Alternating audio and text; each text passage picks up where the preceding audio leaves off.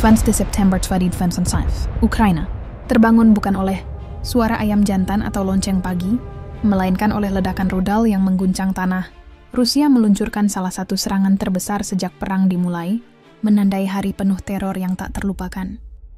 Dalam hitungan menit, langit Ukraina dipenuhi cahaya merah, ratusan rudal balistik, drone kamikaze, dan bom jelajah ditembakkan Rusia ke berbagai kota besar.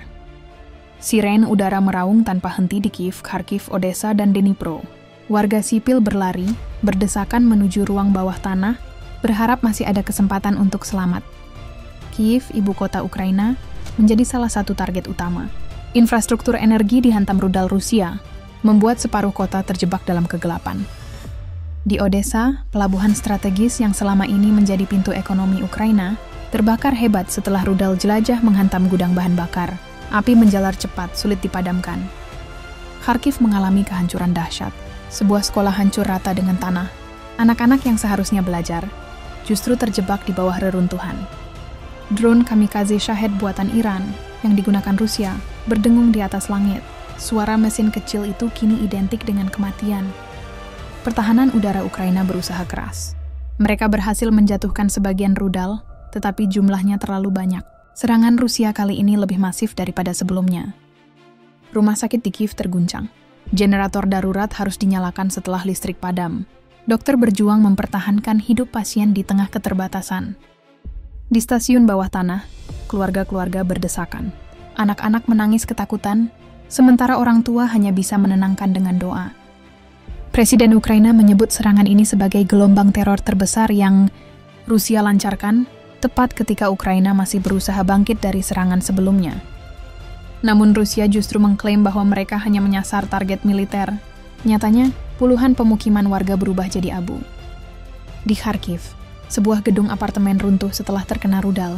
Puluhan orang terjebak, dan tim penyelamat bekerja mati-matian di bawah ancaman serangan lanjutan. Seorang ibu terlihat berlari di Odessa, menggendong bayinya yang terluka, mencari pertolongan di tengah reruntuhan bangunan.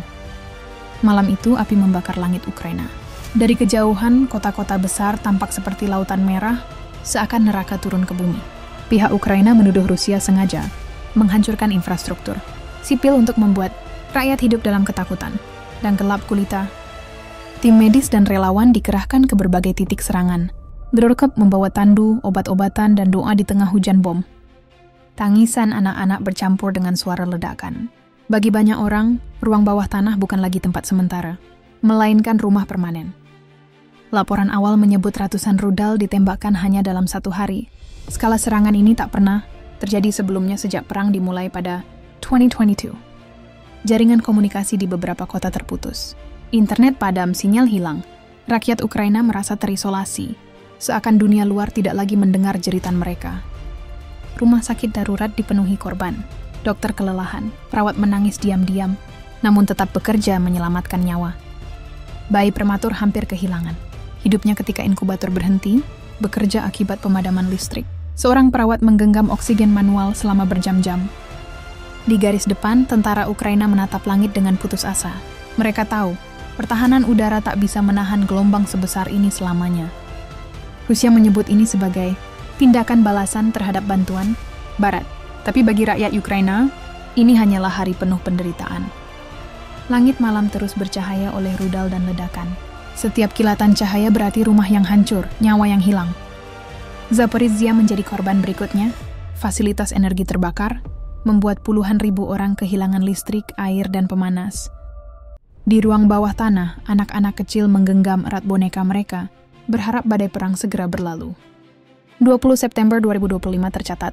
Sebagai salah satu serangan terkoordinasi terbesar, Rusia menghantam hampir seluruh jantung Ukraina.